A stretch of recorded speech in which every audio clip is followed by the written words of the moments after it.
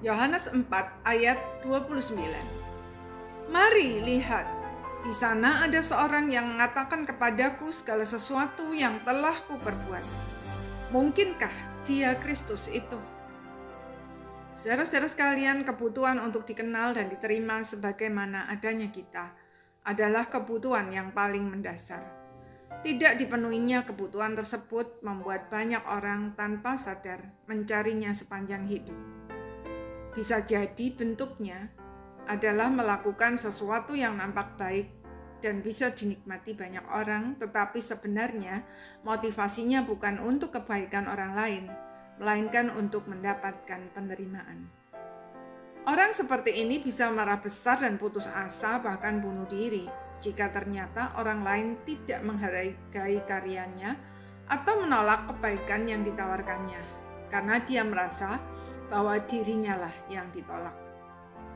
Apalagi jika kemudian ada orang lain yang melakukan hal yang sama dan orang banyak menerima dan menghargainya. Perempuan Samaria yang ditemui oleh Tuhan Yesus berusaha mencari penerimaan dengan cara yang berbeda. Dia mencarinya di dalam diri seorang laki-laki. 5 kali menikah dan yang ke-6 hidup bersama tanpa menikah. Akibatnya, bukan penerimaan yang dia dapat, melainkan reputasi buruk. Saudara-saudara sekalian, mencari penerimaan dengan usaha manusia apapun, baik yang nampak baik maupun yang nyata-nyata berdosa, bukan hanya sia-sia, melainkan justru pada akhirnya akan menghancurkan hidup kita. Puji Tuhan, Tuhan Yesus datang ke dunia dan mati disalibkan justru untuk menolong kita menyelesaikan masalah ini.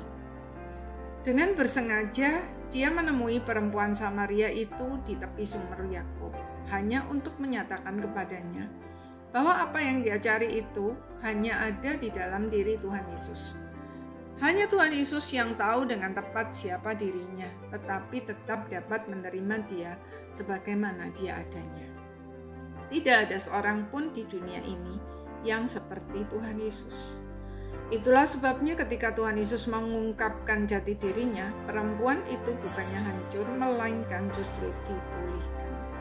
Hidupnya berubah total, sebab untuk pertama kali dalam hidupnya, kebutuhannya untuk diterima dan dikasihi sebagaimana adanya dia terpenuhi dengan sempurna. Saudara-saudara sekalian, semua orang membutuhkan penerimaan tanpa syarat, dan tidak ada seorang pun yang dapat memenuhinya kecuali Tuhan Yesus.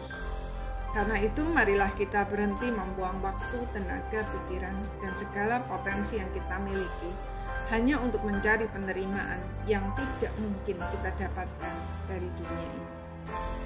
Mari kita datang saja kepada Tuhan Yesus apa adanya. Izinkan dia menyingkapkan kebenaran mengenai diri kita, seperti dia menyingkapkan jati diri perempuan Samaria itu. Dan akuilah dengan tulus dan jujur, maka dia bukan hanya akan menerima kita apa adanya, melainkan juga memulihkan dan mengubah kita menjadi semakin serupa dengan dia. Amin.